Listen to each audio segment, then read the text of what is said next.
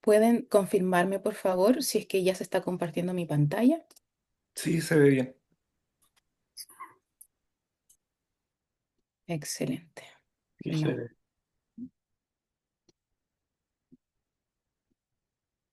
Ahora sí. Bueno, y ahora sí estamos grabando, ¿cierto? Sí, ya estamos listos entonces.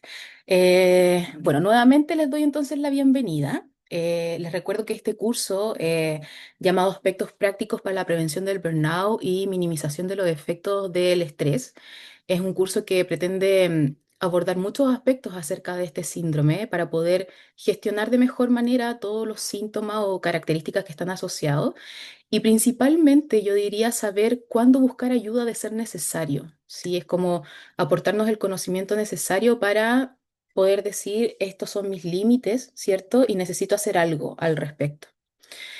Los invito a que a lo largo de las clases ustedes puedan participar a través del micrófono, a través de también sostener su cámara abierta si es que es posible y en cualquier momento puedan ir realizando preguntas o puedan ir comentando experiencias que estén asociadas a lo que estamos viendo, ¿ya? No es necesario llegar al final de la clase para que hagan preguntas, pueden ir haciéndolo entre medio de la clase. Bueno, aquí hay algunas cosas que ya María José las mencionó, pero creo que acá fijamos algo más visual, ¿cierto? Tengo acá el cronograma de las clases sincrónicas. Como podemos ver ahí, será todos los jueves de octubre, el 9, el 16, el 23 y el 30. Aquí podemos ver cuáles son los módulos que vamos a abordar. Primero vamos a partir hoy con un módulo sobre qué es la inteligencia emocional, porque es un aspecto fundamental para nosotros poder gestionar todo lo que son los síntomas asociados a un estrés o síndrome de burnout.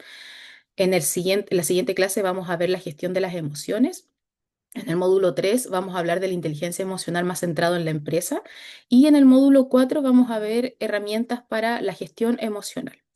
Y el objetivo general que tenemos de aprendizaje de todo el curso, ¿cierto? Es poder gestionar los efectos de la sintomatología del síndrome de burnout y el estrés en torno a la identificación, para poder minimizarlos y contribuir a la eficiencia en el trabajo y también en la vida cotidiana.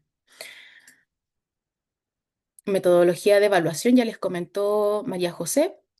Solo reitero que tenemos dos evaluaciones, ¿cierto? Una que es un cuestionario y otra que es un trabajo grupal. Para el trabajo grupal, vamos a definir grupos por zonas. Es decir, si tenemos acá 19 personas, podríamos hacer grupos, por ejemplo, de 5 personas. Y la idea es agruparlos por localidad. Por ejemplo, si tengo 5 que son de Talca, los agrupamos a todos para que tengan la posibilidad de interactuar más respecto al trabajo grupal. Si no es posible, porque hay muy poquita gente por cada zona, ¿cierto? Vamos a ir eligiendo las que estén más próximas, ¿ya? Bien, vamos entonces con nuestro primer módulo, donde vamos a estar hablando acerca de la inteligencia emocional. Lo que vamos a ver acá es principalmente definir un poco qué entendemos nosotros por inteligencia emocional. Vamos a ver las claves de la inteligencia emocional como la adaptación al medio. La inteligencia emocional es una variable que nos permite a nosotros poder adaptarnos a los distintos desafíos que van surgiendo en el día a día. Vamos a observar también algunos aspectos de esta inteligencia emocional en el ámbito más organizacional y hacia el final del módulo vamos a definir el síndrome de burnout, vamos a ver algunas fases en las cuales se va desarrollando el síndrome de burnout y me parece que esta parte de la clase de hoy va a ser central, ¿sí? Porque nos va a proveer a nosotros el conocimiento necesario para comprender si es que estamos cursando alguna fase y cómo podemos salir de cada una de ellas.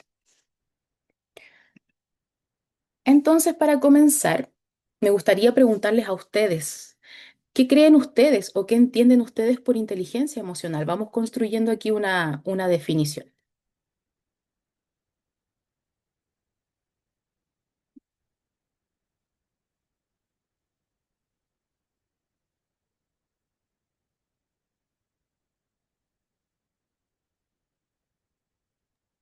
Bueno, si la frase, porque no es una palabra, ¿verdad? Porque son dos palabras.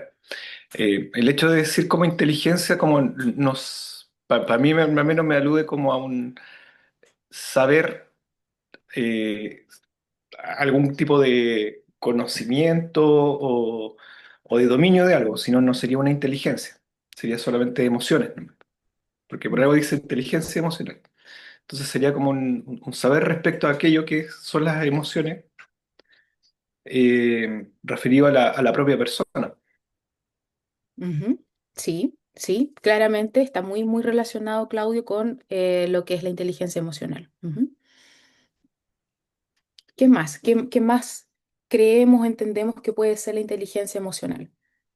¿Cómo, Analizar las cómo la emociones nuestras con los analizar las demás. emociones? ¿Mm? Sí, las de los demás también, sí, es parte de la inteligencia emocional. Una capacidad como para Reconocerlas. las emociones, Perdón, María Francisca, ¿podrías repetirlo? que quizás es una capacidad para reconocer las emociones, tus propias emociones y la de los demás. Sí, capacidad de reconocimiento. Ahí ya vamos construyendo algo más amplio, ¿cierto? Desde Claudio, un conocimiento, un saber, ¿cierto? Desde Elizabeth, algo que tiene que ver conmigo y con el otro. Desde Francisca, un reconocimiento, ¿cierto? De estas emociones. ¿Qué más podría ser esta inteligencia emocional? Yo creo La que es la capacidad como... autorregulación. Hablamos. Eh, yo creo que, yo me Vamos llamo con... Guillermo, a todo caso, disculpe, mi nombre es Guillermo Aliaga. No solamente el poder reconocer las emociones que uno pueda tener y también las de los demás, sino tener la capacidad también de poder interactuar con estas emociones, el ser empático con otras personas, el poder comprender y entender lo que piensan los demás o lo que sienten los demás también, eh, bajo a lo mejor el prisma de esta misma empatía. Ok, Guillermo, bien, ahí ya incorporamos también otro componente que tiene que ver con un ámbito más social, ¿cierto? Habilidades sociales. Rebeca, también querías aportar algo. Sí, yo quería aportar diciendo que siento yo que es la capacidad de saber enfrentarse a ciertas situaciones que van ocurriendo a diario en la vida. Enfrentarse a un trabajo nuevo o situaciones que ocurren en el trabajo, etcétera. Perfecto. Sí, ahí vemos ya el componente de adaptación, ¿cierto? Que nos permite o nos prepara para, ¿cierto? Enfrentar algo. Ujú. Sí, efectivamente, todas las aproximaciones que ustedes han dado son correspondientes con la inteligencia emocional y nosotros muchas veces utilizamos el término inteligencia emocional para referirnos a muchas cosas, ¿cierto? Pero sin precisar muy bien en a qué nos estamos refiriendo cuando hablamos de inteligencia emocional. Entonces, la inteligencia emocional, como podemos observar acá, se refiere a la capacidad de reconocer, también comprender, gestionar y utilizar eficazmente las emociones tanto propias como las de los demás, ¿sí? Cuando nosotros tenemos inteligencia emocional, tenemos una manera de gestionarnos a nosotros mismos que nos permite relacionarnos con el entorno de una manera más adaptativa, cuidándonos a nosotros mismos, pero también cuidando de los demás, ¿sí?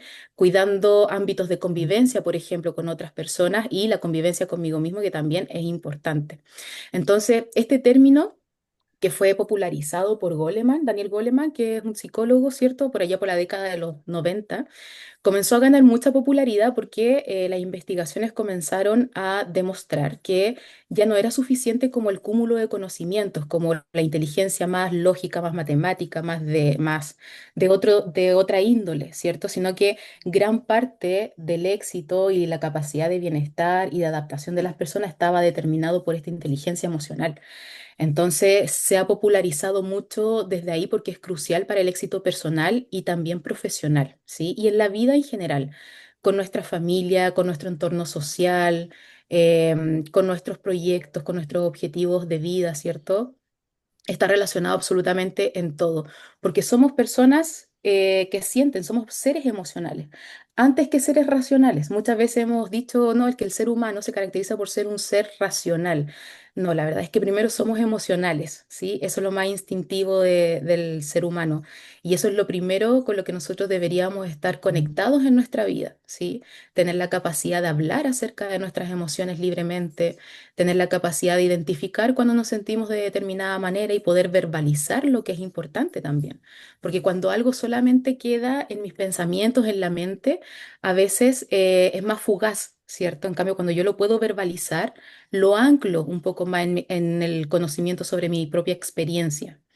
Entonces, esta inteligencia emocional viene a ser esta capacidad de que nosotros podamos manejar nuestras emociones de una manera mucho más positiva para aliviar el estrés, ¿cierto? Para comunicar de manera efectiva, para empatizar con otras personas y también para ir superando desafíos y desactivar conflictos innecesarios o la forma en que nos enfrentamos a los conflictos también. Hay algunos datos importantes, ¿cierto?, sobre la inteligencia emocional. Porque la inteligencia emocional es una habilidad que es clave en la prevención del síndrome de burnout, que es nuestro propósito de este curso. Entonces, algunos datos, por ejemplo, dicen que la inteligencia emocional sería el predictor más fuerte de desempeño en el trabajo, ¿sí? Es decir, a mayor inteligencia emocional, mejor sería mi desempeño laboral. Y esto explica un 58% del éxito en todos los campos laborales. Un 58% es bastante alto. Ahora, el 90% también de los líderes de alto rendimiento tienen una alta inteligencia emocional. Y también la inteligencia emocional, y esto es lo interesante, es una habilidad que se puede aprender y mejorar con la práctica. No es una característica innata, ¿sí? Nosotros vamos construyendo nuestra inteligencia emocional desde el día cero de nuestras vidas. Primero lo vamos construyendo a través de un cuidador significativo, porque desde ahí vamos aprendiendo cómo atender a nuestras propias necesidades. Y en el transcurso de la vida vamos aprendiendo cómo relacionarnos con esas emociones que van surgiendo de la experiencia y cómo regulamos y gestionamos esas emociones y qué tan preparados estamos en la vida para poder asumir nuestras propias emociones. O por el contrario, ¿cierto? Si somos personas que suelen evadir un poco nuestro ámbito más emocional y dedicarnos exclusivamente a cosas, aspectos más prácticos de la vida, ¿sí? Entonces, todo lo que nosotros vamos a observar a lo largo de este curso son cosas que podemos aprender completamente. Bien, hay algunos elementos o habilidades de la inteligencia emocional, ¿sí? Que son como de estos cinco, yo diría que son grupos, ¿sí? Porque de estos derivan bastantes elementos más, pero lo importante de entender estos cinco elementos es cómo interactúan, ¿sí? Nosotros vamos avanzando de manera gradual por estas características. Nosotros, por ejemplo, no desarrollamos primero las habilidades sociales, que es el último icono que tenemos acá, ¿cierto? Sino que nosotros partimos por acá en nuestra vida. Nosotros partimos por el autoconocimiento emocional. Y este autoconocimiento emocional va permitiendo que se vaya desarrollando la autorregulación. Asimismo, la autorregulación va permitiendo que se vaya desarrollando la motivación. La motivación permite el desarrollo de la empatía y posteriormente también las habilidades sociales, ¿sí? No es algo tan lineal porque como todas las cosas en la vida siempre hay idas, venidas, las cosas no siempre son exactamente lineales, pero es más o menos cómo se va dando esto. Es decir, si yo, por ejemplo, no tengo muy buena regulación emocional, gestión de mis emociones, yo podría tratar de trabajar un poco más en este primer aspecto, ¿cierto? Que a mí me permita poder transitar a una mejor regulación emocional y retroceder un poco y comenzar a identificar mejor mis emociones. Entonces, en relación a estos elementos, tenemos el autoconocimiento emocional, ¿sí? ¿Qué entienden ustedes por el autoconocimiento emocional? A pesar de que acá ya hay algunas palabras, pero ¿qué es para ustedes en sus propias palabras? Por ahí tengo Claudio, que estás levantando tu manito, parece. Le estaba sacando una foto a la pantalla, pero Ah, perdón, perdón que te muy veía bien, ahí no, está como bien, con unos deditos pero ahí en igual la... sí, que se veía como esa parte, pero le sacaba una foto. Pero bueno, en cuanto a la pregunta, para mí el autoconocimiento es como sería s- saber en estos momentos cómo me estoy sintiendo, qué Exacto, emoción tengo y tal vez darme cuenta de por qué. exacto. Saber qué siento, saber el origen, ¿cierto? El por qué. Saber también a lo mejor diferenciar si lo que siento es tal emoción u otra. Por ejemplo, muchas veces en el día a día nos pasa que confundimos por ahí la rabia con la frustración, ¿cierto? Y no sabemos realmente cuál es la emoción que estoy sintiendo. Y si no sé identificar bien la emoción que tengo, me va a ser más difícil poder encontrarle una solución también, una vía de gestión más amigable. Entonces, como bien dice acá y como nos menciona cierto nuestro compañero, el autoconocimiento emocional vendría a ser esta capacidad de reconocer y comprender las propias emociones. Una persona con autoconocimiento emocional podría, por ejemplo, reconocer cuando está sintiendo estrés y entender qué cosa está causando ese estrés. Por ejemplo, si una persona se da cuenta de que un determinado proyecto laboral, ¿cierto?, le podría estar causando mucha ansiedad, podría abordar la situación de una manera mucho más proactiva, ya sea delegando algunas tareas, solicitando ayuda o gestionando también su tiempo de manera mucho más eficiente. Entonces, el poder identificar nos permite también saber cómo abordar esta situación. Tenemos también la autorregulación emocional. En sus palabras, ¿qué podemos entender por autorregulación emocional? Un poco controlar, ¿cierto? ¿Ya, perfecto? La- ¿Controlar qué? a ver, la- no sé, pues, hay fases negativas, sobre todo, ¿no? Fases negativas de nuestro autoconocimiento, ¿cierto? Eh, y poder desarrollar un equilibrio ante eso, ante ese autoconocimiento que nos dio la primera fase, ¿cierto? Poder autorregularnos, sobre todo en los momentos de mayor estrés. Ujú. Exacto, Sí puede exacto. ser. Sí, muy interesante, Ricardo, lo primero que comentas acerca de la regulación emocional, que tiene que ver con la palabra control. Muchas veces confundimos un poco la palabra control, y esta palabra siempre aparece cuando hablamos de autorregulación. Confundimos el control con evitar ciertas situaciones o reprimir ciertos factores, ciertos elementos, ¿cierto? Cuando hablamos de autorregulación y utilizamos la palabra control, en ningún momento queremos decir que debemos evitar algunas emociones o controlarlas de tal manera que no surjan, ¿cierto? Que no sean expresadas, sino que más bien lo que queremos hacer es una gestión de esa emoción, tomarla y realizar algo con esa emoción, porque siempre las emociones tienen algo que demostrarnos, tienen algo que decirnos. Por ejemplo, algunas investigaciones dicen que la rabia podría ser indicador de que yo estoy percibiendo algo en mi entorno como injusto. Entonces, si yo lo veo desde la perspectiva de que la emoción me puede traer un mensaje, yo podría cuestionarme qué es lo que me está pareciendo en este momento tan injusto que me siento con esta rabia, con esta frustración, ¿cierto? Y desde ahí yo podría también ir comprendiendo mejor lo que me pasa. Ahora, cuando hablamos de autorregulación, como dice acá, es la habilidad para poder controlar y gestionar las propias emociones, impulsos y reacciones que nosotros vamos teniendo. Y siempre las personas creemos que lo que tenemos que regular son las emociones negativas, ¿sí? Nunca nos hemos cuestionado mucho si nosotros tenemos que también regular las emociones positivas, cuando estamos contentos, cuando estamos entusiasmados, cuando estamos enérgicos, etcétera, ¿sí? Entonces la autorregulación a nosotros nos va a permitir trabajar tanto con emociones positivas como negativas en cuanto a la duración de las emociones y la intensidad de las emociones. Yo puedo efectivamente gestionar cuánto dura mi emoción y qué intensidad va teniendo mi emoción. Ahora, otro aspecto importante que tocó Ricardo es sobre algunas experiencias emocionales negativas, ¿sí? ¿Qué sabemos acerca de las emociones negativas? ¿Por qué se les llama emociones negativas?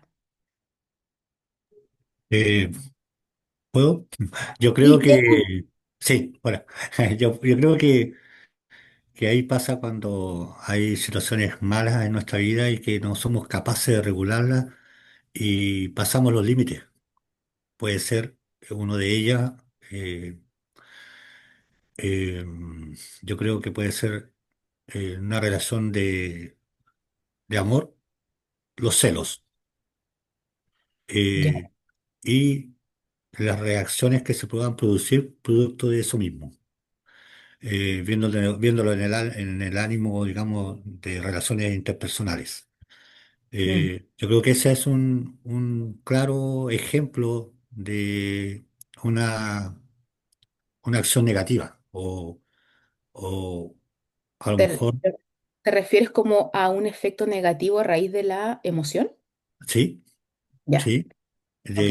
claro, a eso me refiero. Eh, y Ujú. también lo otro es que pienso de que todo aquello, claro, siempre redunda en problemáticas también que llevan hacia el ámbito laboral, porque las personas cuando pasan por situaciones complejas y difíciles de ese tipo, también redunda en que yo estuve leyendo un poco también los antecedentes, redunda en que, y lo que decía también, pues, o sea, redunda en que el trabajo de la persona disminuye porque está inmiscuido o está atento a ese tipo de problemáticas que puedan tener las personas. Ujú, ujú. Sí, sí, claramente. La verdad es que siempre que nosotros mencionamos como la palabra negativa, como que el panorama se torna medio oscuro, ¿cierto? Creemos que Sí. son cosas que no deberían estarnos sucediendo y que deberíamos tratar de corregirlo inmediatamente, ¿sí? De alguna manera. Y cuando nosotros hablamos de emociones negativas, solemos confundir eso de negativo con que es una emoción mala. Y la verdad es que las emociones, al llamarlas positivas o negativas, no tiene que ver con que sean algunas buenas y algunas malas que debamos evitar. Todas las emociones tienen un propósito y nos ayudan a adaptarnos al entorno. Lo que pasa es que son llamadas así por un tema más de como de lenguaje científico a partir de las emociones. Por ejemplo, cuando estuvimos en periodo de pandemia y nosotros nos realizábamos el PCR, ¿cierto? Para saber si teníamos COVID, podíamos obtener un resultado positivo o negativo, ¿cierto? ¿Qué significaba cuando este resultado salía negativo?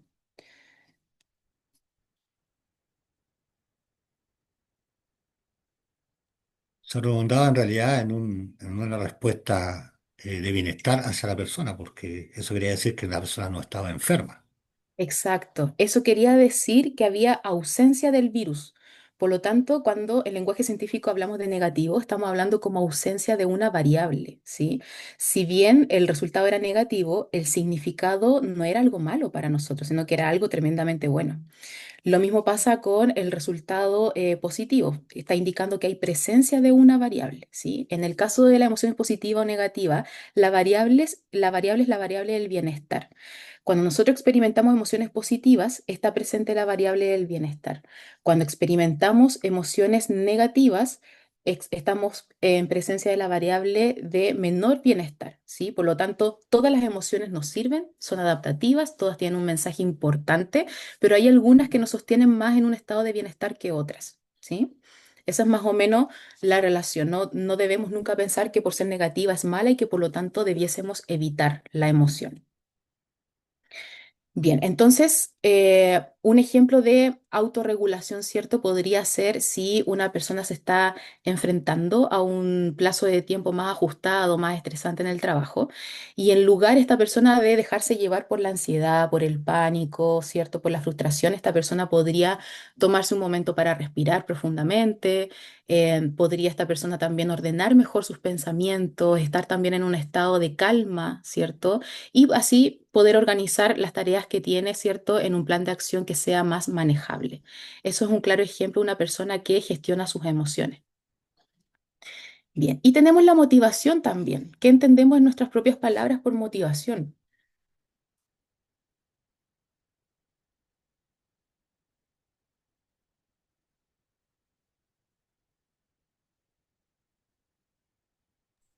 Sería la habilidad de usar nuestras emociones, ¿cierto?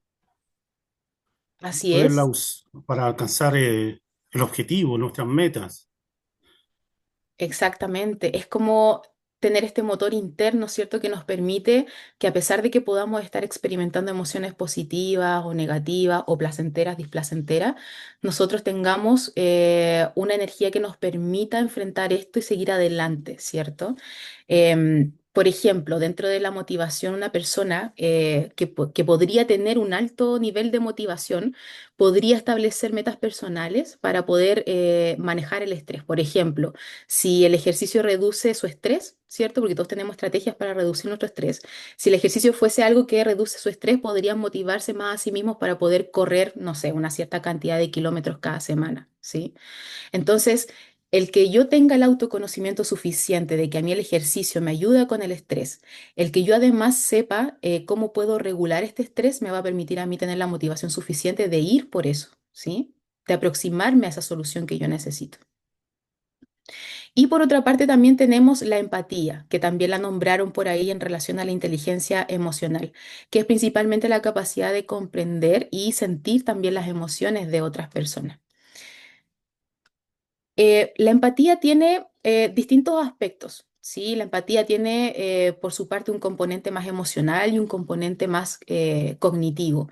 Nosotros podemos empatizar con las emociones de otra persona, pero podemos también empatizar con la perspectiva o el punto de vista de otra persona.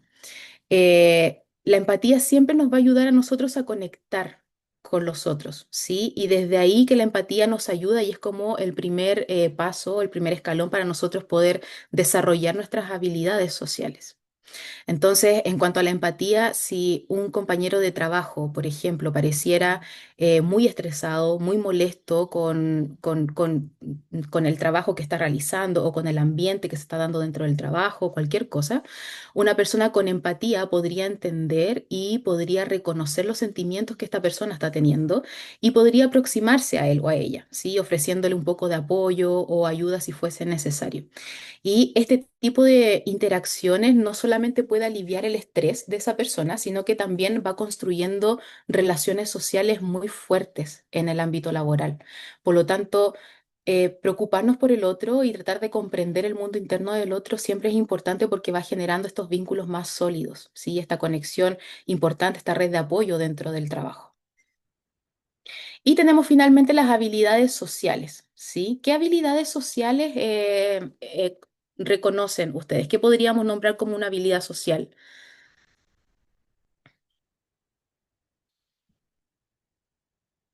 ¿Cuáles podrían ser habilidades sociales?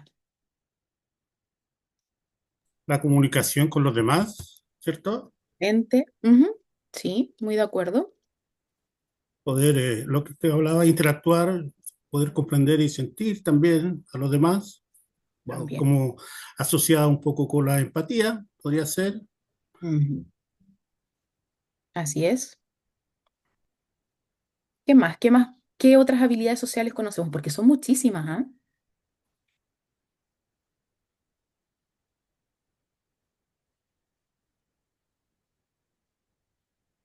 El Por- lenguaje no verbal, la forma de que nos expresamos. Perdón, Jocelyn, ¿puedes ¿No? repetirlo? El lenguaje no verbal, la forma en que afrontamos un tema o afrontamos la conversación con nuestros colegas. Si lo hacemos de manera más agresiva o más pasiva, como apoyándonos en eso, en, en cómo me muestro yo frente a una situación. Perfecto, el ser consciente, el darse cuenta de lo que estoy proyectando cuando estoy comunicando algo hacia el otro. Ujú, también eso es parte de mis habilidades sociales. Ujú. Bueno, mi Trabajo en equipo también, trabajo en trabajar equipo. en equipo. Ujú, así es, el trabajo en equipo. ¿Qué otras cosas podrían ser? La resolución efectiva de los conflictos también. Bien, entonces, como bien dice acá, las habilidades sociales son las habilidades de poder interactuar con los demás de una manera más efectiva y más armoniosa, ¿sí? Una persona con habilidades sociales que estén bien construidas podría utilizar esta capacidad para poder interactuar de una forma más efectiva en la resolución de conflictos que pueden ser también una fuente del estrés que nosotros vivimos a diario. Entonces, por ejemplo, si hubiese un desacuerdo en el equipo de trabajo, una persona podría facilitar una conversación más abierta, una conversación más respetuosa, ¿cierto? Para poder resolver el problema y aliviando un poco el estrés del equipo. ¿Sí? Ahí se quedan claramente expuestas las habilidades sociales de esta persona. Bien, entonces...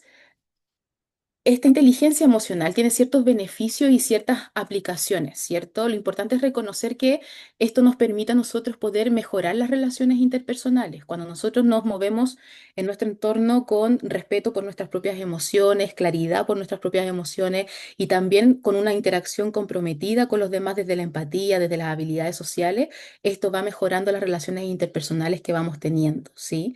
También nos muestra como personas más líderes en nuestro entorno. Eh, ya vimos ahí en los datos, ¿cierto?, que los líderes de alto rendimiento tienen mucha inteligencia, un buen nivel de inteligencia emocional. También mm, asegura o proporciona un mayor éxito académico y también profesional y también promueve el bienestar emocional, ¿sí? Muchas veces el malestar emocional surge de procesos emocionales que no hemos podido comprender sobre nosotros mismos o procesos emocionales que no hemos podido gestionar de la manera más adecuada. Entonces, desde ahí, estos son aspectos que se pueden beneficiar desde nuestra inteligencia emocional. Y hay algunas claves esenciales de la inteligencia emocional como adaptación al medio, ¿sí? Y antes de hablar de eso, vamos a hablar un poco acerca del entorno VICA. ¿Conocen lo que es el entorno VICA? No, veo caras ahí de ¿qué es eso? No, Bien, el entorno VICA en el ámbito laboral es un contexto organizacional que está caracterizado por cuatro elementos que son claves, ¿sí? Como podemos ver acá, la volatilidad, la incertidumbre, la complejidad y también la ambigüedad. Este acrónimo se utiliza mucho para describir entornos que son altamente cambiantes y que son altamente desafiantes, ¿sí? Y justamente el entorno laboral de ustedes, ¿cierto? Es justamente cambiante y muy desafiante todo el tiempo. Entonces, esto es tanto a nivel global también como dentro de la misma organización. Ahora, ¿qué significa cada uno de los componentes de este acrónimo? Cuando estamos hablando de la volatilidad, se está refiriendo a la rapidez y la magnitud de los cambios que van surgiendo dentro de la organización o del entorno, ¿sí? Por ejemplo, cuando hay cambios abruptos en el mercado, cuando hay nuevas tecnologías, cuando surgen crisis sociales, crisis sanitarias también, como la pandemia que tuvimos. em, y esta volatilidad en el trabajo nos podría afectar en términos de planificación, ¿cierto? Porque si todo es más volátil, esto afecta la capacidad de previsibilidad de las cosas, por lo tanto la planificación podría verse muy afectada y nos obliga a sostener siempre un ritmo de respuesta que es muy rápido. Por su parte, también la incertidumbre quiere quiere abarcar, ¿cierto?, esta falta de previsibilidad y claridad respecto al futuro, ¿sí? Al futuro de lo que estamos desarrollando en el contexto laboral. Por ejemplo, no saber si una organización va a ser fusionada, si se van a dividir departamentos, si un contrato va a ser renovado, si una política pública podría afectar la continuidad de mi empleo, ¿cierto? Todo eso tiene que ver con la incertidumbre. Y dentro de nuestro trabajo esto nos podría generar mucha ansiedad, nos podría generar dificultad para tomar decisiones más estratégicas también. Y tenemos también la complejidad, y esto alude a que siempre hay un gran número de factores, relaciones y variables que van influyendo en una situación. ¿Sí? Una situación por lo general no tiene un origen único, sino que son distintos factores que están confluyendo ahí. Por ejemplo, en cuanto a las normas legales, las dinámicas organizacionales, etcétera. Y en el trabajo, esto nos podría generar una mayor dificultad. En la comprensión de los distintos problemas, ¿sí? Y en la identificación de ciertas soluciones. Y finalmente, la ambigüedad también, que es parte de este entorno VICA, que es cuando o sucede cuando la información que está disponible es un poco confusa o un poco contradictoria o insuficiente. Por ejemplo, cuando hay instrucciones que son poco claras dentro del trabajo, roles no muy bien definidos, objetivos también que no son muy objetivos, no muy medibles, ¿sí? Em, y múltiples también interpretaciones de un mismo hecho. Y en el trabajo esto nos podría generar que nosotros pudiésemos cometer ciertos errores, que pudiésemos aumentar también la cantidad de conflictos, que haya una falta de alineación también en los equipos de trabajo. Ahora, en cuanto a a este acrónimo, ¿cómo lo observan ustedes en cuanto al trabajo que ustedes desarrollan? ¿Sienten que están dentro de un entorno VICA en este momento en su trabajo?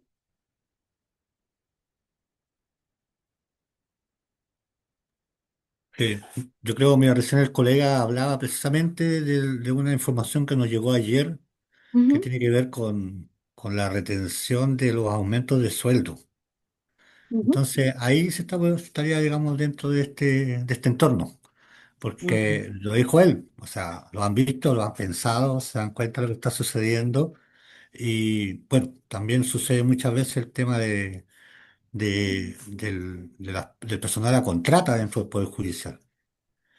También llegó hace poco una información respecto a aquellos que, en ese sentido, aquellas personas que están ocupando un puesto, pero son titulares en otro, y que han cumplido más de 5 años, tienen que decidirse por cuál cargo van a seguir ocupando. Entonces, todo eso igual entraría dentro de este entorno de complejidad, en el fondo, que en el fondo nos conlleva a tener una inestabilidad, entre comillas.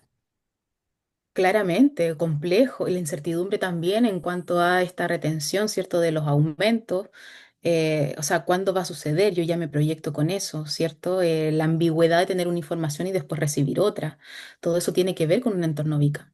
Ujú. Bueno, estos entornos impactan profundamente en las personas y en los equipos de trabajo, ¿ah? Por lo general van generando mayor estrés, mayor probabilidad de caer en un síndrome de burnout si es que no hay herramientas de gestión emocional que sean suficientes.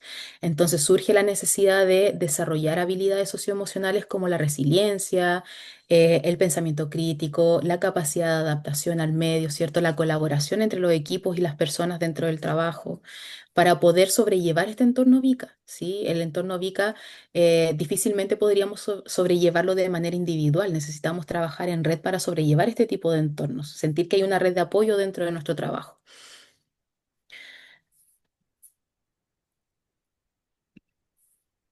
Bien. Y hay algunas técnicas de la inteligencia emocional em, que a nosotros nos podrían servir ya como primera hoja de ruta para poder movernos dentro de un entorno VICA, ¿sí? Lo primero es evitar sobrereaccionar, ¿sí? ¿Qué entendemos por sobrereaccionar? ¿Cuándo estamos sobrereaccionando en el trabajo?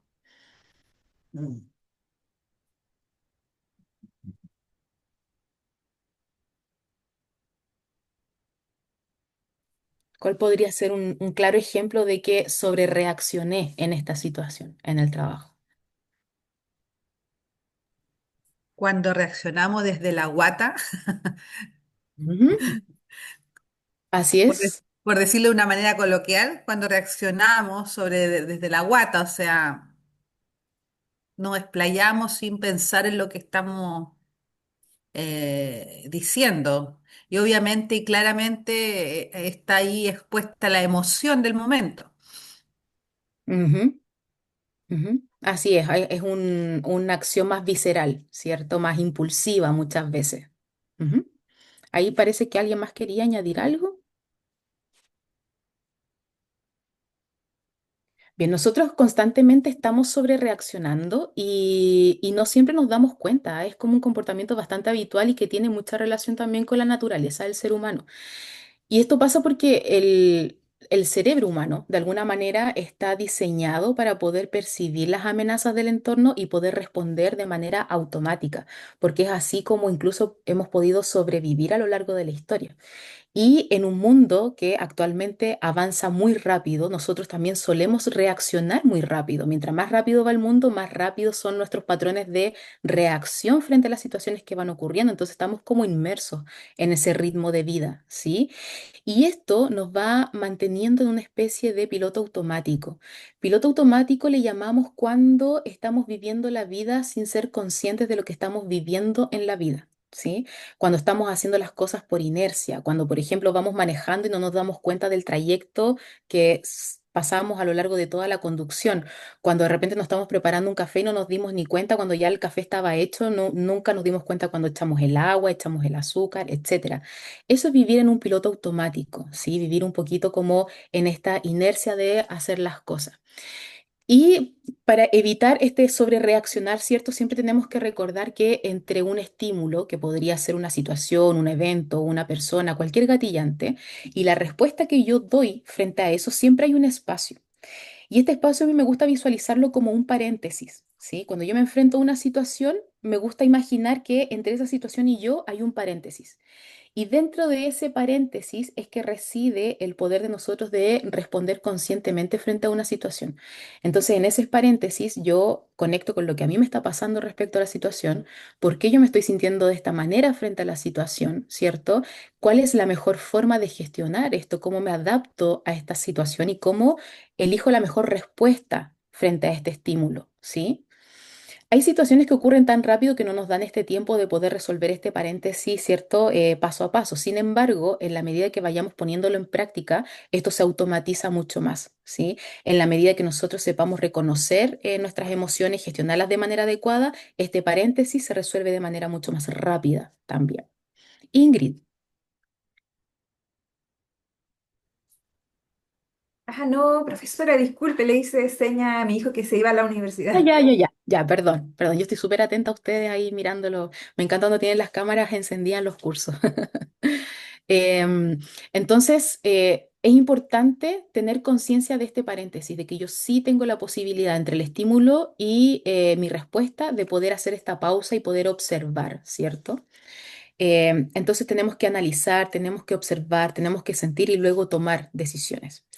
Otra técnica es trabajar un poco más el autoconocimiento también, ¿sí? Que veíamos este autoconocimiento como también un proceso de exploración interna para poder reconocer de mejor manera nuestras emociones y también tener mejor comprensión de nuestros comportamientos. Entonces, es importante que cada día nosotros podamos ir desarrollando una narrativa interna que explique nuestras emociones, cómo me sentí el día de hoy.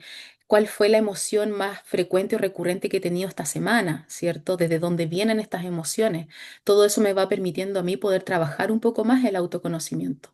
¿Cómo suelo enfrentar las situaciones que me generan rabia? ¿Cómo suelo enfrentar las situaciones que me generan impotencia? Todo eso va aportando a desarrollar este autoconocimiento. Otra cosa que podemos aplicar desde nuestra inteligencia emocional es aceptar lo inevitable, ¿sí? Y esto a mí me gusta explicarlo un poco con un poco de imaginería, pero los voy a invitar a que imaginen que están entrando al mar. No sé si a todos les gusta el mar, pero imaginen que están entrando al mar, que no pueden salir del mar, tienen que entrar al mar y que viene una ola muy grande, el mar está súper agitado, es una ola que posiblemente va a ser muy violenta, muy agresiva y tengo que enfrentarme a esta ola. ¿Qué es lo que hacen ustedes frente a esta situación? Si no pueden salir del mar, por supuesto.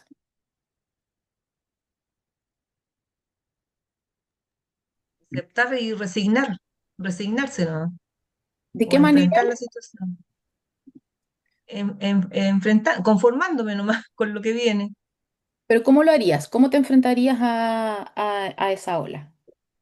Me resigno y vería una técnica bueno, casi, cuando estaba más Lola casi me ahogo, entonces al final como que acepté el asunto y como técnicas de salvación, nomás, eh, em, eh, primero, o sea, primero resignarme porque no tenía otra escapatoria. Me hundí, me recuerdo, y trataba de salir a flote, volví hacia abajo, entonces no, no vi otra posibilidad, simplemente bueno, el hecho de querer sobrevivir nomás, como un instinto nomás, Ujú. pero también como que ¿cómo se llama?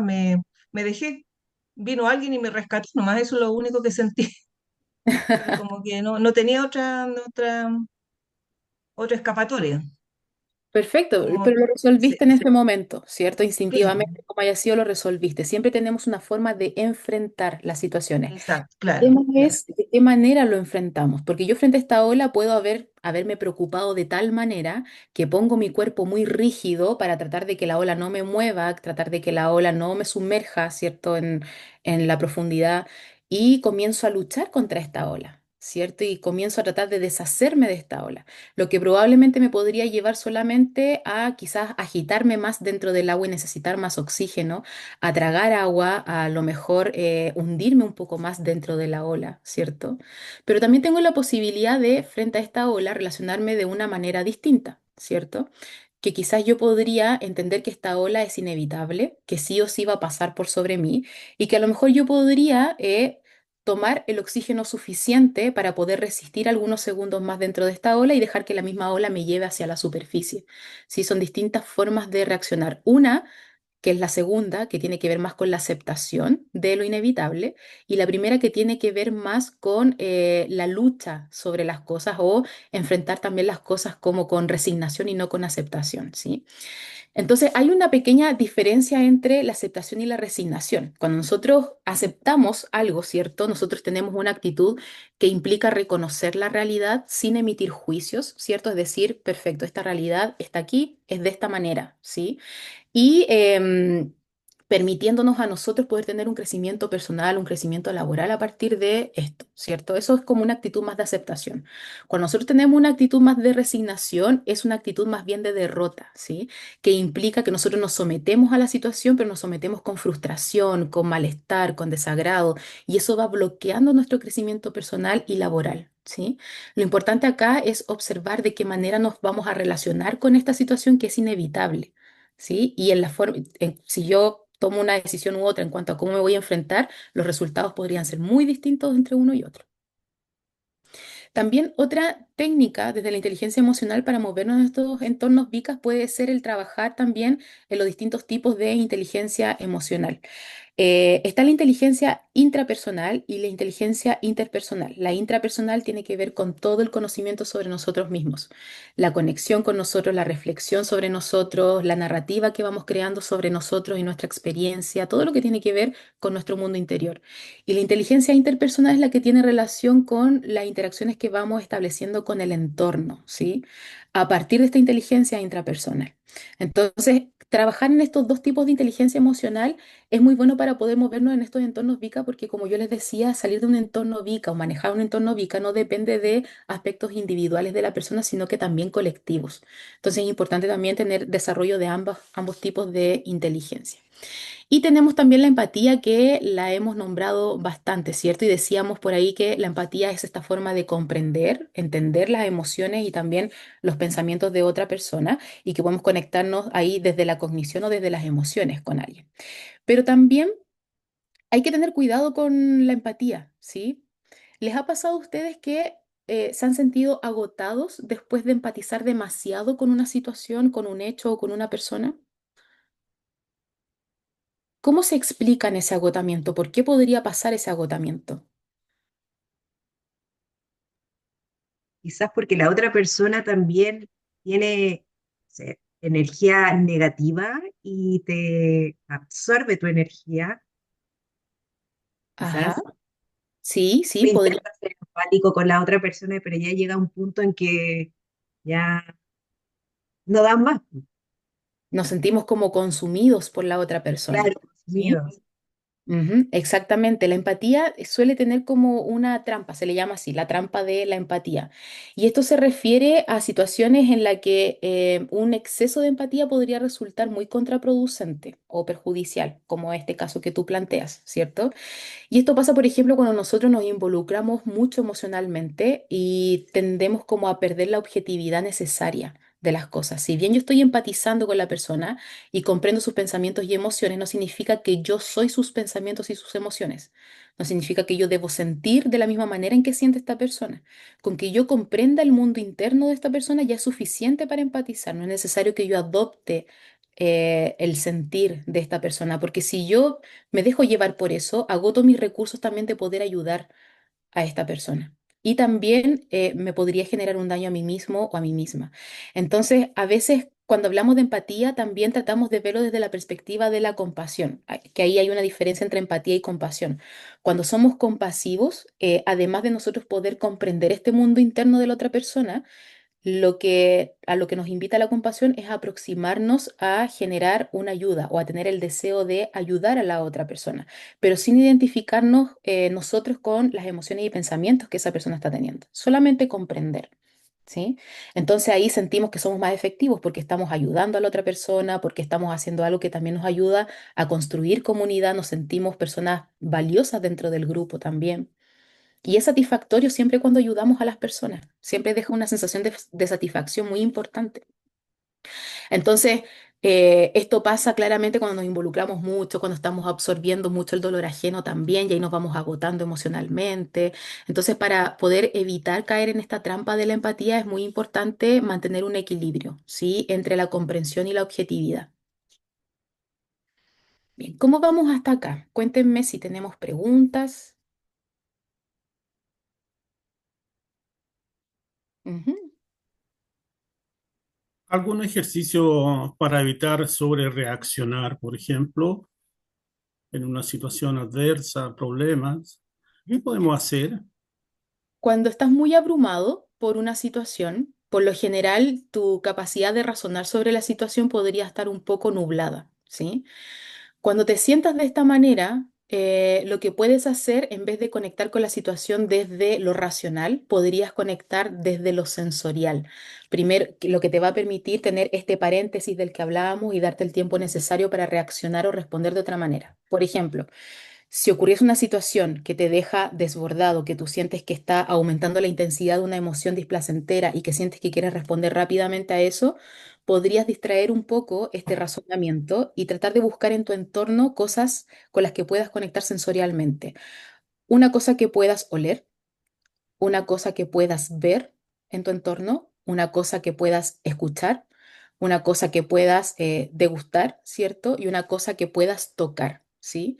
A veces si estás en tu escritorio de trabajo, por ejemplo, puedes tomar cualquier objeto y puedes hacer ese mismo ejercicio con un único objeto en vez de buscar distintas cosas en el entorno. Observo, ¿cierto? Conecto sensorialmente con la vista, ¿cierto? Lo escucho, escucho los sonidos que emite este objeto, veo si tiene algún olor en particular, ¿cierto? Si es posible degustar, degusto, si no, paso, ¿cierto? Pero eso me va a permitir a mí conectar con la información de mi entorno de manera sensorial y no identificarme inmediatamente con los pensamientos que están surgiendo en mí en torno a la situación estresante. Porque cuando surge una situación estresante, en nuestra mente se disparan pensamientos automáticos. Y estos pensamientos automáticos muchas veces están distorsionados, ¿sí? No siempre se corresponden con la realidad. Están influidos por la intensidad de nuestras emociones, están influidos por experiencias previas que hemos tenido, están influidos por muchas cosas. Entonces, poder tomarnos este paréntesis es algo que deberíamos poner en práctica, pero este es un pequeño ejercicio que nos puede ayudar a desconectar de esa situación, conectar con algo sensorial y luego volver a ese paréntesis para ver qué hacemos con esa situación. No sé si Técnica de respiración también. es Técnica de respiración puede ser. también una técnica Contar de, contar hasta 10, lo que se dice comúnmente. sí, Sí, puede técnicas ser, de ¿cierto? respiración, contar también y contar, más que contar hasta 10 porque cuando nosotros contamos secuencialmente del número más pequeño al más grande, conocemos tanto la ruta que lo decimos automáticamente y no le prestamos atención al conteo. Yo ahí recomendaría contar de manera inversa, ¿sí? O contar cada cierto número, no sé, de tres en tres, por ejemplo, para que eso requiera que nuestra mente se ancle en ese estímulo de estar contando y pueda desactivar los pensamientos automáticos en relación a esta situación estresante para que me dé el tiempo de poder reaccionar bien. No para que me dé el tiempo de evitar mis emociones respecto a la situación estresante, no, sino para que me dé el tiempo de poder reaccionar de mejor manera. Exactamente. Ujú. No sé si alguien acá tiene alguna técnica que le haya sido efectiva para evitar sobrereaccionar, que pueda compartirla a sus colegas. Sería interesante también.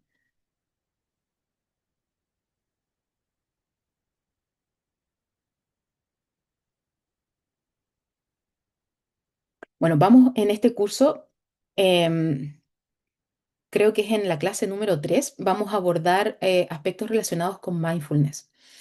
Y ahí vamos a ver una forma de poder anclarnos en el presente y poder gestionar mejor esta forma de sobrereacción o esta manera de mantenernos en piloto automático todo el tiempo, ¿ya? Que es una de las formas más efectivas que se ha visto en los últimos años que ayuda a la disminución del estrés. Bien. Consulta, disculpa, ¿esto guarda relación directamente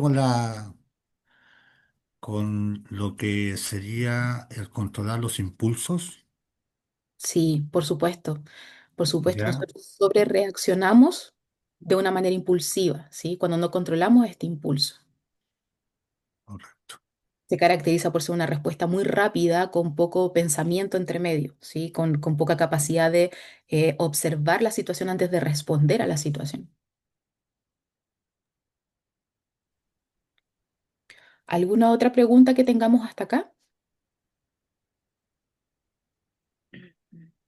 A mí me pasa, yo trabajo en público y me pasa con la gente de repente que no sé cómo abordar ciertas situaciones en las que la gente se pone agresiva. Entonces trato de calmar un poco la situación, pero como que me sobrepasa de repente y no sé cómo controlar esa parte, porque hay gente que llega demasiado agresiva, entonces eh, nosotros tenemos nuestro jefe nos dijo, cuando pasen esas situaciones, usted nos llama. Lo llamamos el otro día con una situación que pasó y ni él pudo controlar a la persona.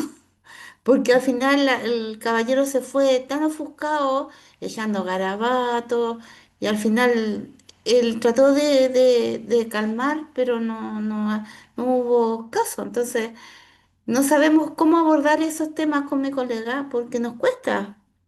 Y que son muy Porque recurrentes también. es recurrente, entonces la gente llega tan agresiva y hasta nos han dicho las vamos a esperar afuera, con cuchillo, y nosotros ahí, ya.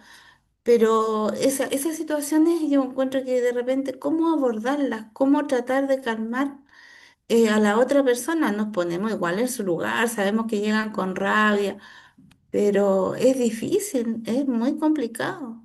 Mm. Entonces, ahí a nosotros nos genera también un estrés, porque también nos ponemos nerviosas, mi colega se asusta, porque hay gente que no sabemos si nos pueden hacer algo.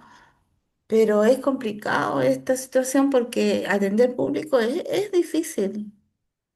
Sí, es muy complejo, Ana María, y qué bueno lo Mm. que planteas, porque justamente el trabajo directo con personas, con usuarios o con pacientes en el área de la salud, por ejemplo, son los trabajos que más nos mantienen al borde del estrés y el síndrome de burnout, ¿sí?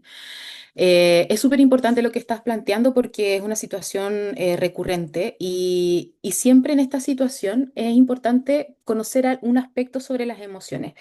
Cuando nosotros reaccionamos frente a una situación o las emociones que nosotros tenemos frente a una situación, no dependen de la situación que estamos viviendo, sino que depende de los significados que nosotros asociamos con esa situación. Y este significado está construido a raíz de experiencias previas que hemos tenido a lo largo de nuestra vida, ¿cierto? Está influido a partir de nuestras creencias que hemos ido desarrollando. Entonces, la forma en que esa persona está reaccionando frente a ti de manera violenta, ¿cierto? Por supuesto que a ti te afecta. A todos nos va a afectar si es que alguien reacciona así frente a nosotros. Pero en ese momento podríamos nosotros pensar que la reacción que esa persona está teniendo no tiene que ver con que yo no estoy haciendo bien mi trabajo, no tiene que ver con que yo no estoy dando una respuesta adecuada, no tiene que ver con que yo no estoy conteniendo lo suficiente a esta persona, tiene que ver con que esta persona está atribuyendo un significado a esta situación que hace que esa persona se desregule. Es responsabilidad de esa persona. El objetivo de ustedes no es controlar a esa persona, controlar las emociones, porque si nosotros nos fijamos como objetivo controlar las emociones de esa persona en ese momento, estamos entrando en el campo de control de esa persona. Probablemente nos vamos a frustrar porque no vamos a obtener el resultado que queremos. ¿Sí? La persona decide cómo reaccionar y eso está influido por muchos factores. No podemos meternos mucho ahí. Pero lo que sí nosotros podemos controlar es la separación de las emociones de esa persona, entender que esa persona le está atribuyendo un significado a la situación y que esto corresponde a la responsabilidad de esa persona con su propia experiencia. Yo por mi parte, ¿cierto? Como la persona que atiende a esta persona, siempre tener mucho cuidado con mi lenguaje verbal y no verbal, en el sentido de que cualquier cosa que yo pudiese hacer, un movimiento rápido, una alza del tono de voz, ¿cierto? Una intensidad en el ritmo de hablarle a la persona, ponen más en alerta el sistema nervioso de la otra persona. Porque el sistema nervioso de la otra persona lo asimila como amenazas, pequeñas microamenazas, ¿sí? Entonces, esa persona responde rápidamente. Por lo tanto, es importante que manejemos esta sobrereacción de la que hablábamos recién y podamos nosotros ser estratégicos en la comunicación y ser compasivos también con nosotros mismos, entender que eso nos va a generar emociones displacenteras, entender que nos va a dar rabia cómo reacciona la otra persona también. Sin embargo, nosotros tenemos que tratar de cuidarnos en ese momento. ¿Y cómo nos cuidamos? Con esas estrategias. Hablar pausadamente, ¿cierto? No lento, de tal manera que no podamos comunicarnos bien, pero hablar de una manera que pueda transmitir calma a la otra persona, mostrar disposición, ¿cierto? A resolver dudas, confusiones de la persona. Si bien no le podemos resolver el problema, podemos entregar información que le ayude a entender la situación, ¿cierto? Y no realizar alzas de tono de voz, intensidad, porque eso puede alertar más a la otra persona. Esas son pequeñas cosas que nosotros podríamos hacer para tratar de mantener a la otra persona un poco más en calma. Tomarse su tiempo. Así es. Y por supuesto, posterior a eso, ahí es importante el cuidado contigo misma, Ana María, y bueno, con todos ustedes. Posterior a esto, procesar la situación, darte un momento. Si la situación ha sido muy violenta, idealmente te puedas tomar un momento de pausa para poder retirarte de ese lugar, restablecer tu propio sistema nervioso, poder asimilar, procesar la información de lo que acaba de ocurrir y luego volver. Porque eso es más importante también. Si bien vas a poder a lo mejor controlar la situación ahí, post situación también vienen otros elementos asociados. Y es importante que lo puedas sobrellevar bien igual. No sé si aquí entre los colegas hay alguien que haya pasado por una situación así y quisiera compartir alguna técnica que le haya servido para desactivar a la otra persona, para sobrellevar la agresividad de la otra persona. Sí, efectivamente yo trabajo en la unidad de atención de público en la Corte, de acá de Iquique, y bueno, nosotros tenemos algunos, decimos, unos clientes habituales que constantemente están recurriendo a nosotros, tanto no solamente presencial, sino también vía telefónica. Ujú. Y son personas que también se expresan bastante fuerte, hablan muy fuerte, se aceleran mucho. Y bueno, yo soy una persona muy cristiana y la escritura dice que la palabra suave aplaca la ira. Y eso Mm, me ha servido mucho en muchas ocasiones. Como bien decía usted, a veces es mejor controlarse, hablar de una manera suave, decirle a la persona que uno entiende la problemática que está pasando, pero que debe calmarse y la verdad me ha dado bastante resultado. Eh, Como le digo a estos clientes habituales, muchas veces hay una señora tal Doris que ya ahí dicen, va a llamar a o llamó a la señora Doris y todos saltan.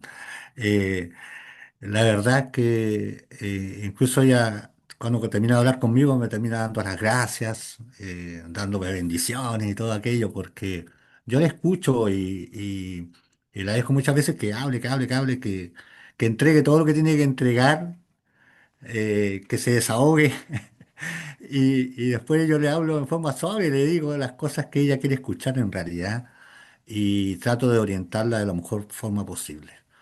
Eh, de hecho, una vez un tipo también llegó y me dijo, me voy a ir a ahorcar por culpa suya. Y yo solamente le dije, bueno, ¿qué puedo hacer? Le dije, yo ¿Lo solamente lo dijo tengo la como broma? información. No, ¿Como no, en no, tono risas? ¿No? Ah, lo no. dijo en serio. En serio, enojado. Porque Wow. estaba muy disgustado y porque lamentablemente las personas en este medio, las resoluciones del tribunal muchas veces no son lo que ellos quieren y ante eso nosotros no podemos hacer nada, es lo que está determinado y las personas lo toman como que algo personal hacia, o sea, nos toman a nosotros como parte de la institución y tratan de alguna manera desquitarse con nosotros. Pero eh, en el fondo pasa por ahí el poder muchas veces, a pesar de lo que estamos enfrentando, guardar la calma y entregar la palabra suave. Así es. Y el consejo ahí lo más oportuno, yo siempre digo, le voy a expresar lo que ellos quieren escuchar en el fondo. Pero también pasa que muchas veces esas personas vienen y solamente quieren ser escuchadas, vienen con la problemática de afuera y quieren ser escuchadas, que alguien también les dé una pequeña orientación. Porque a veces están siendo asesorados por abogados que también no les entregan la mejor asesoría. Entonces vienen con un mundo grande encima, una tremenda carga. Y yo muchas veces les digo, ya, diga, espérese, sí, siga, siga hablando, dígame, ya, cuénteme, se me va contando. Entonces hago que se desahoguen en el fondo. Yo los Mm. escucho pacientemente y después digo, ya, bueno, terminó de hablar, ahora permítame decirle yo y darle el consejo. Y así muchas veces he aplacado a muchos, a muchos. La verdad, yo llevo años trabajando en la unidad de atención de público, muchos me molestan, pero incluso algunos colegas me dicen, "Usted debería ser psicólogo". Pero es mi técnica, en el fondo, que he adoptado durante todos Y le estos ha años de trabajo funcionado. aquí. ¿Ah? Sí, Sí, le ha funcionado Y justamente me ha porque funcionado muchas veces. muestra esta apertura de en alguna manera apoyar los ritmos de esa persona, apoyar el hecho de que quiera decir y desahogar. A veces nos dan tampoco los tiempos para dejar que la persona hable y se desahogue y diga todo lo que le está pasando en torno a la situación, pero ya con una actitud de amabilidad hacia la persona, ya la persona baja algunos decibeles. Sí, Ujú. exactamente. Sí, así es. Recuerdo, me hizo acordar, Guillermo, con esto, uy, un recuerdo súper viejo de cuando yo estaba en mi pregrado de psicología. Recuerdo que estábamos justamente hablando de situaciones que activaban como este sistema de lucha de una persona. Y mi maestra me decía, ofrécele un vaso de agua. Y yo le decía, ¿por qué un vaso de agua? Y me dice, sí, porque el vaso de agua es algo que te proporciona calma, que en el fondo es un alimento, una bebida que cubre necesidades básicas de la naturaleza del ser humano. Por lo tanto, le vas a proveer calma, le vas a proveer confort, le vas a proveer la sensación de preocupación por la persona, etcétera. Cuando los animales en la selva se sienten agitados o están estresados, van y toman agua, ¿sí? Entonces, también desde ahí, sí, de repente se nos da la posibilidad, ¿por qué no también? Bien, Sí, también lo he hecho en varias oportunidades, con varias personas. Un vaso de agua le he llevado. Y no saben cómo me han agradecido. Es excelente. cierto eso.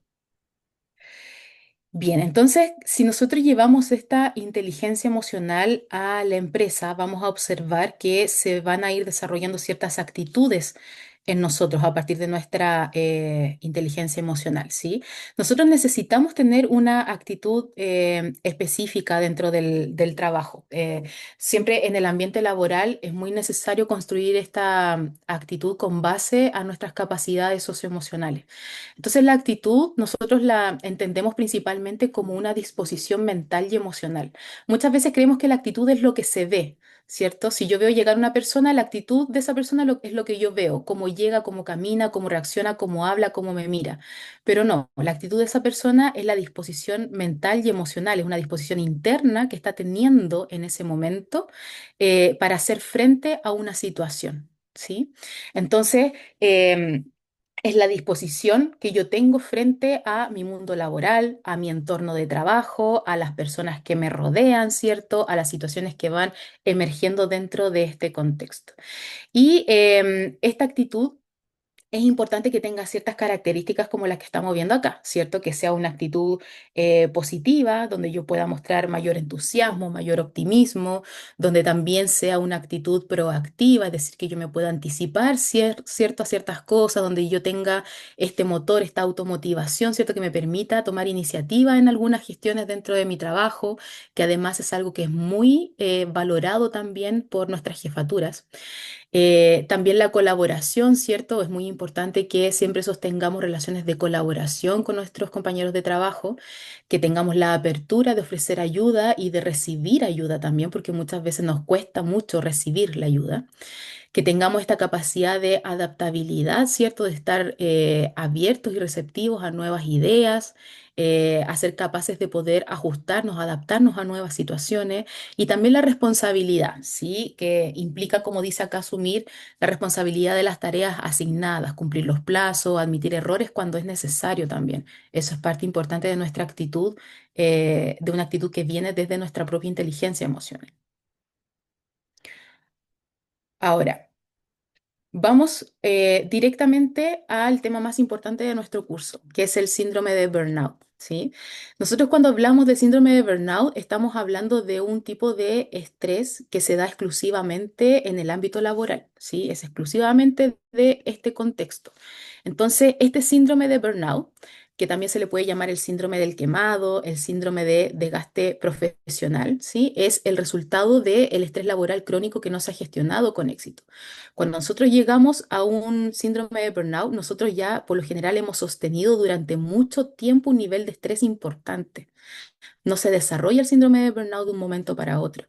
Y es como lo que acabamos de ver en la vela que estaba ahí en el video, ¿cierto? Es la sensación como de agotamiento tan profundo que es como una vela que se consume lentamente. Esa es la sensación interna que tenemos cuando tenemos este síndrome. Y se caracteriza por tres dimensiones, ¿sí? Por un agotamiento físico, emocional, mental, es un agotamiento profundo de la persona, una sensación de no tener absolutamente nada de energía para lo que necesito desarrollar en mi trabajo.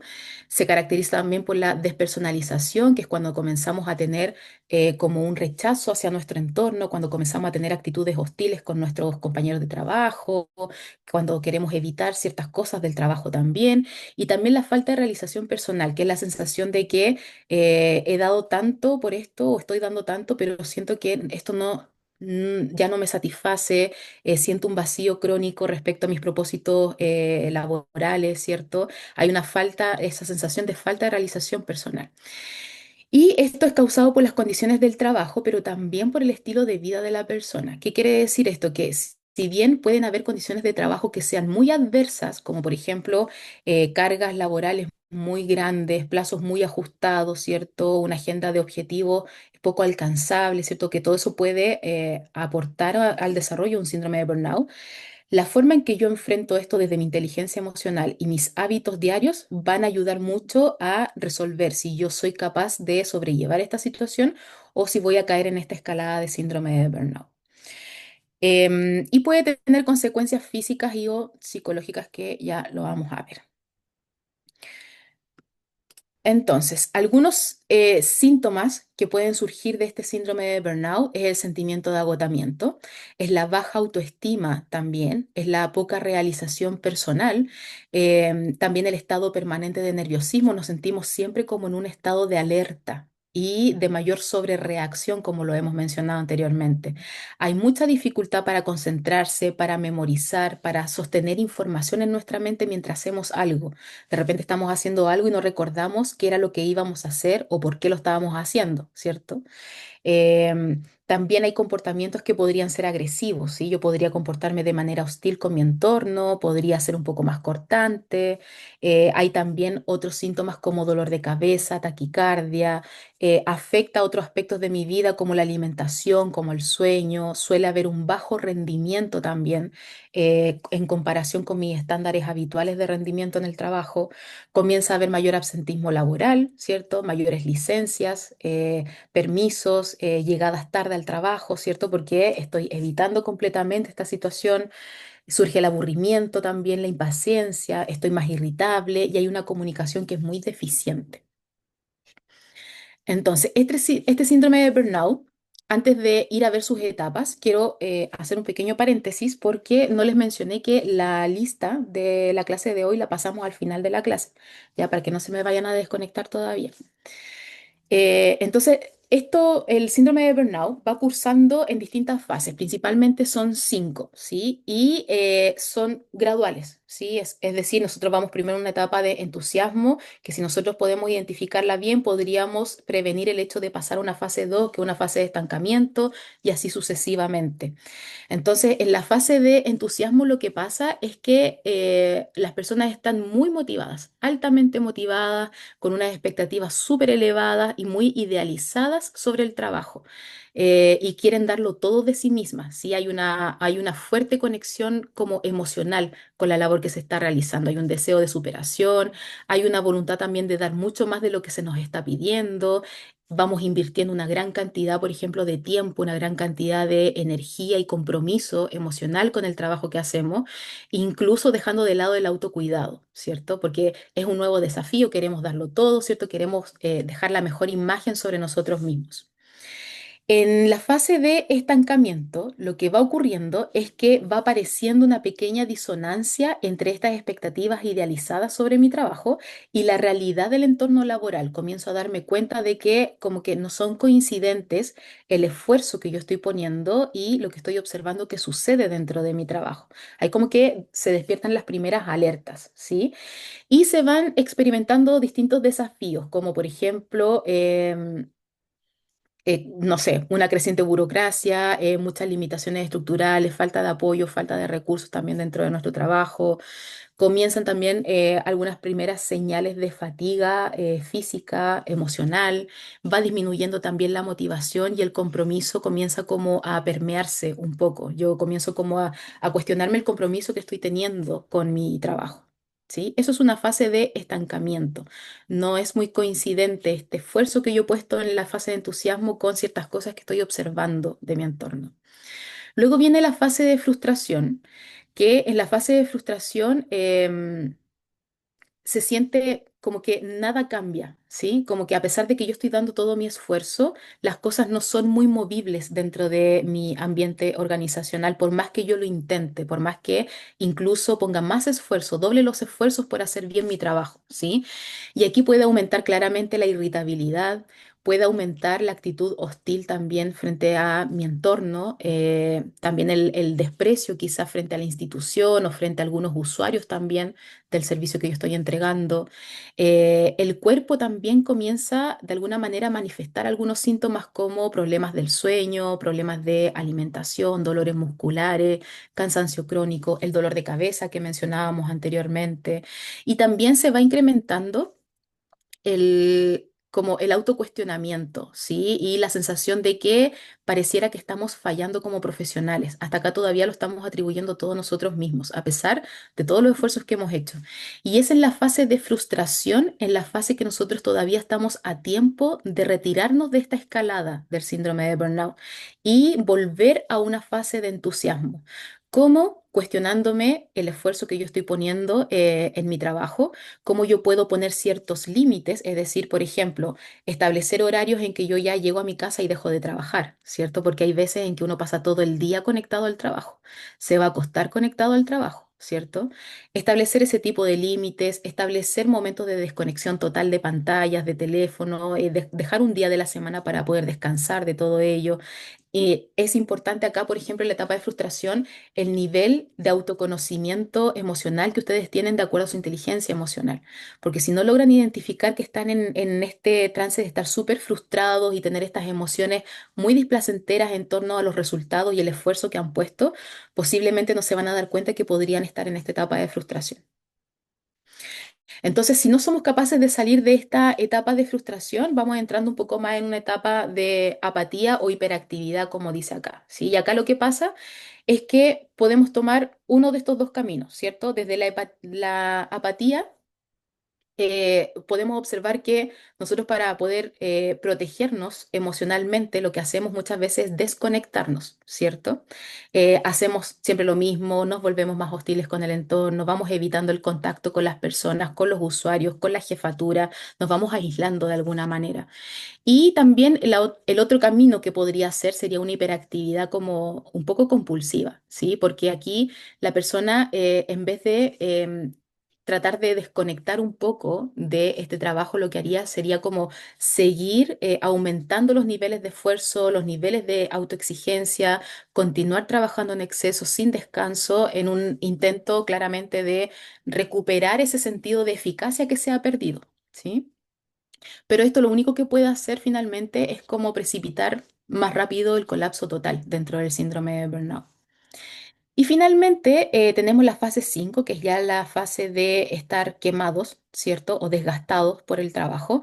Y lo que ocurre acá es que se va produciendo ya definitivamente el colapso físico, mental, emocional. Hay una pérdida completa, total de energía. Yo ya no me quiero levantar para ir a trabajar. Estoy desmotivado, ¿cierto? No tengo automotivación para absolutamente nada. No tiene sentido ni propósito lo que estoy haciendo, ¿sí? Siento un vacío respecto a mis expectativas laborales. El cuerpo también puede estar en un estado de alerta o en un estado de bloqueo, ¿cierto? Puede haber una, no sé, surgir crisis de pánico, surgir depresión, surgir ansiedad, enfermedades más somáticas, y muchas veces también las personas podrían, para lidiar con esto, podrían comenzar a pedir licencias médicas reiteradas, ¿cierto? Renunciar a su propio puesto de trabajo, buscar a lo mejor el traslado a otros lugares también, a otros departamentos. Y la recuperación ya al estar en la fase 5 puede ser muy larga, ¿sí? Y es una recuperación que requiere de un trabajo multidimensional. Y también van apareciendo acá ciertos sentimientos de culpa, de vergüenza, de fracaso, porque siento que no he podido sobrellevar la situación con mis propias capacidades. ¿Qué preguntas hay respecto a estas fases? Cuéntenme si están más o menos claras, si necesitan clarificación en alguna de ellas. Mm, Te quería consultar, más que por las fases, el síndrome en sí, ¿Sí? porque al comienzo lo mencionaste que era muy asociado a lo que era la carga de trabajo. Ujú, Hay un concepto que he escuchado harto de la carga mental en cuanto como a las responsabilidades familiares que uno pueda tener y que esas responsabilidades familiares te acompañan durante todo el día. ujú. Así es, como No la es doble que presencia. tú entres al trabajo y hasta ahí terminaron tus preocupaciones mentales, sino que siguen. A veces Ujú, incluso se acentúan porque en ese rato eh, no estás pudiendo tomar acciones sobre lo que te está preocupando, ujú, eh, y por lo tanto llegas a la mitad o al final de la jornada de trabajo todo el rato pensando en lo que no hiciste durante ese momento porque estabas preocupado de tu- tus temas familiares, por ejemplo, personales. Yo entiendo que eso también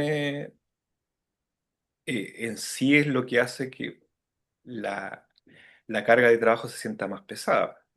así es. Así es, la doble presencia es un factor que puede aumentar esta probabilidad de entrar en un síndrome de burnout. Y es ahí donde recordamos las causas que podría tener este síndrome de burnout. Por una parte, pueden ser las condiciones del trabajo, pero estas condiciones de trabajo en complemento con mis hábitos, ¿cierto? Y en complemento con mi propia gestión emocional, ¿sí? Entonces, si yo soy una persona que está en una situación de doble presencia, tengo que comenzar a gestionar mucho mejor. Cómo yo me ocupo de las cosas, en qué momento me preocupo de tal situación, cómo hago para generar una diferencia entre estar en el trabajo preocupado de la casa y estar en la casa preocupado del trabajo, ¿cierto? ¿Cómo le doy su lugar y su tiempo a cada cosa en mi vida? Tengo que ordenarme en eso, porque si no, fácilmente yo podría entrar en un estrés mayor. Entonces, súper importante lo que estás planteando, Claudio, porque muchas veces eso nos pasa, es muy habitual también. Y ahí lo que podemos nosotros hacer es trabajar un poco más como en direccionar nuestros pensamientos, y que lo vamos a ver un poquito más en las clases que vienen, de cómo poder ir controlando ahí algunos pensamientos automáticos o el flujo de preocupaciones que surgen en la mente, ¿sí? Para poder darle como su tiempo, su espacio a cada cosa. Y ahí también, yo creo que también ayuda un tema de la compasión, la autocompasión, creo yo, porque igual muchas veces nos dejamos de lado y sentimos que fracasamos, sentimos que nos frustramos porque no logramos generar el impacto que queríamos, ya sea en la casa, con los hijos, con el trabajo o los colegas que estudian. Y yo creo que ahí yo creo que a todos nos falta un poco el trabajo de creernos que hacemos mucho, de, como decía yo, de autocompadecernos, de querernos. Yo creo que eso afecta harto el tema del burnout, de llegar a ese estrés crónico. Sí, de todas maneras, tener esta paciencia con nosotros mismos y comprendernos tal como si nosotros estuviésemos comprendiendo a un amigo en su situación, es algo que tenemos que poner en práctica con nosotros, porque a veces, como bien dice Jocelyn, no nos creemos que estamos cansados, no nos creemos que ya hemos hecho suficiente y queremos seguir y seguir. Y ahí tenemos que evaluar cuáles son las expectativas a las que yo estoy respondiendo en esta situación. Estoy respondiendo a las expectativas de un entorno social que quiere verme exitoso, que quiere verme como el mejor de mi trabajo o el mejor en cuanto a proveer a mi hogar, etcétera. Tengo que plantearme y cuestionar mis propios pensamientos y mis propias creencias que me hacen estar en este patrón habitual de respuesta frente a estas situaciones. Bien, eh, sí, esto era lo último. Y les quiero algo muy chiquito. María José, ¿tenemos 2 minutitos? Sí, no hay problema, Connie. Ya, les voy a mostrar un video que seguramente ustedes lo recordarán.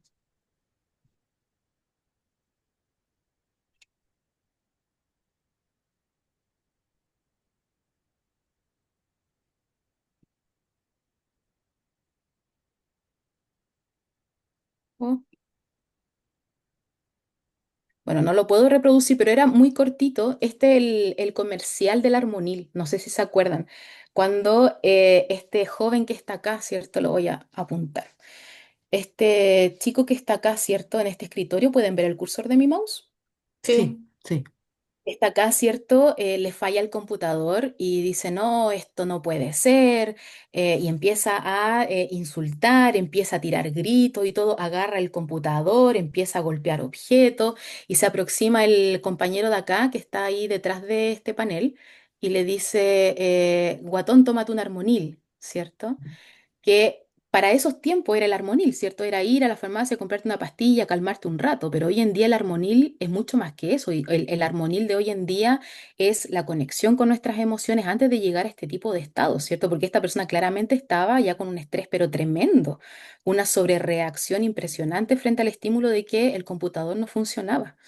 Entonces, el armonil de hoy en día es incrementar nuestra inteligencia emocional, estar conectados con el conocimiento de nuestras emociones, qué es lo que nos pasa en relación a nuestro trabajo, cuáles son las expectativas que tenemos en relación a esto y cómo se van ajustando a la realidad, ¿cierto? Cómo yo tengo acciones de autocuidado para prevenir la escalada de las fases del síndrome de burnout. ¿Sí? Todo eso es lo que nosotros tenemos que considerar como el armonil de la actualidad, por así decirlo. Y bueno, eso ha sido la clase de hoy. Y en la siguiente clase vamos a hablar acerca de la gestión de estas emociones, porque ahora hemos hecho una introducción de cómo se ve esto, pero ahora qué es lo que vamos a hacer al respecto, ¿sí? Nos falta pasar la lista. María José, si me das un momentito, Sí. yo voy a ir preguntando a viva voz y ustedes me van diciendo igual que en el colegio, ¿ya? Presente, ausente. am, ya, acá. Carolina Contreras, Presente. muy bien. Rebeca Pérez, Presente. Ingrid Cortés, Presente. Guillermo Vallejos, Presente. María Francisca Retamal, Presente. Leonardo Ortega, Leonardo Ortega. Dice presente, pero al parecer no tiene audio. Está. Ah, pero se encuentra ahí en la sala, ya, qué Sí, se bueno encuentra. que me avisen, ya. Elizabeth del Rosario, Presente. presente, muy bien. Rodrigo Palma, Presente. Guillermo Arriaga, sí, Presente sin cámara. Camila Ortiz, Camila Ortiz, Presente. Digna Kong, Presente, profesora. Jocelyn Zagal, Presente.